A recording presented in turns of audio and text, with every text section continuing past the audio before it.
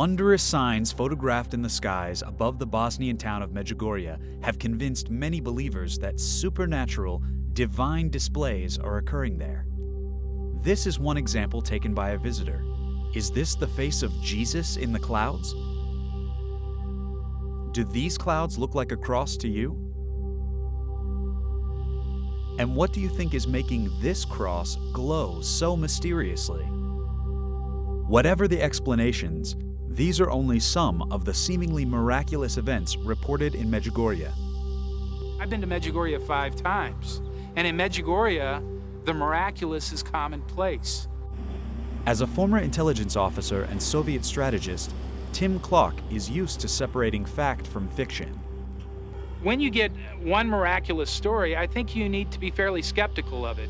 But when you get these same types of stories coming from sincere people from around the world, I think it adds to the credibility. I think it's something that you have to seriously consider that it is authentic and that there's something supernatural happening in this village. Is it supernatural that a town that went through a devastating war in the 1990s somehow escaped destruction? That during the heaviest part of the fighting, not one villager recruited into the Croatian army was killed on the front lines? And that when Serbian pilots dropped cluster bombs on Medjugorje, the bombs did not go off. On one occasion, when I was in the village of Medjugorje, I saw 3 bombers crest the mountainside, and as soon as it entered the village, these 3 bombers uncontrollably veered out of the village. Now, I don't know what the intention of the pilot is, but from the perspective of a military intelligence officer, there is no way 3 bombers would fly that low in altitude into a village that possibly have anti-aircraft weapons and then drop no bomb. I became convinced that Medjugorje has been relatively untouched because of divine intervention. And then there are the healings. Because of its reputation for miracles, the sick often come to Medjugorje in hopes of miraculous cures.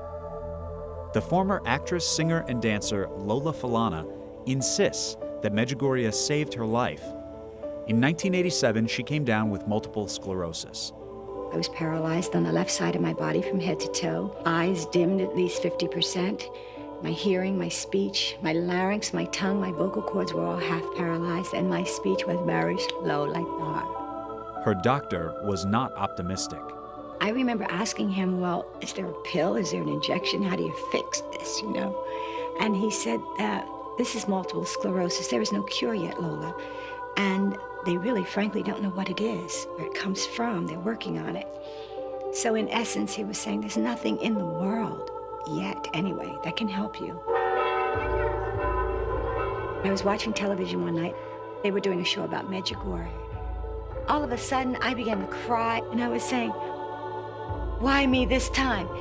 All the trips you allowed me to take, flying first class, jetting all around the world, I'd give you those trips back if you let me make this one trip to Medjugorje. It was her yearning to make this pilgrimage that Lola Falana is convinced finally helped her heal. 3 years later, she finally traveled there.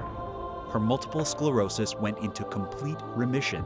Was this simply a result of the often cited healing powers of faith? Or was it in fact a gift from Medjugorje? Whatever it is that's truly happening here, the believers like Falana continue to gather in search of signs that their prayers can be answered and that miracles can be real.